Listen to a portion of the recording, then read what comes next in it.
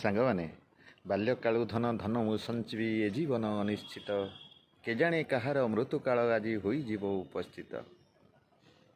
ସତରେ କିଏ ଜାଣିଛି କାହାର ଶେଷ ସମୟ କେଉଁ ମୁହୂର୍ତ୍ତରେ ଆସି ପହଞ୍ଚିଯିବ। କଥାରେ ଅଛି ନିଶ୍ୱାସକୁ ପୁରା ବିଶ୍ୱାସ ନାହିଁ।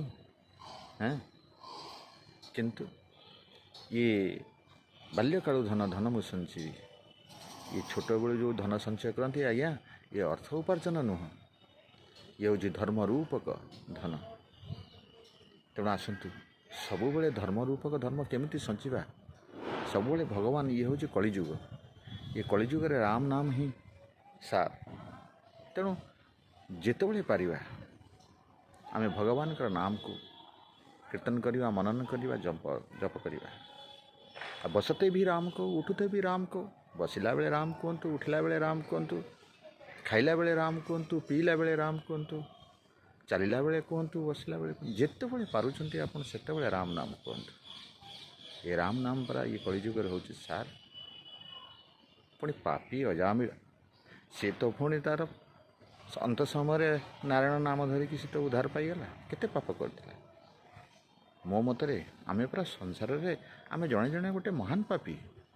ଭାବନ୍ତୁ ନାହିଁ ଆମେ ସମସ୍ତେ ଇଏରେ ଅଛେ ବୋଲି, କିଛି ପାପ କରିନେ ବୋଲି ନା, ଆମେ କିଛି ନା କିଛି ପାପ କରୁଛେ, ଜ୍ଞାତରେ ହଉ ଅଜ୍ଞାତରେ ହଉ। ଆମେ ବି କେବେ ଛାତିରେ ହାତ ଦେଇ କହିପାରିବା ନାହିଁ ଆମେ ପାପୀ ନୁହଁ ବୋଲି।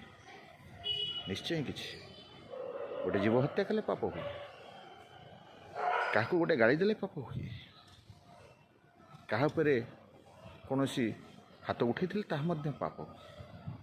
କିନ୍ତୁ ନିଶ୍ଚିନ୍ତ ଆମେ ଜଣେ ଜଣେ ପାପୀ। କହିବାର ତାତ୍ପର୍ଯ୍ୟ ଆସନ୍ତୁ ଭଗବାନଙ୍କର ନାମକୁ ସବୁବେଳେ କୀର୍ତ୍ତନ କରିବା, ଜପ କରିବା। ସମୟର ଆବଶ୍ୟକତା ନାହିଁ। ଚାଲିଲା ବେଳେ କହିବା, ଖାଇଲା ବେଳେ କହିବା, ଉଠିଲା ବେଳେ କହିବା, ବସିଲା ବେଳେ କହିବା, ଯେତେବେଳେ ପାରିବା ଜୟ ଶ୍ରୀରାମ କହିବା। ସାଙ୍ଗମାନେ କମେଣ୍ଟରେ ଲେଖିଦିଅନ୍ତୁ ନା, ଜୟ ଶ୍ରୀରାମ।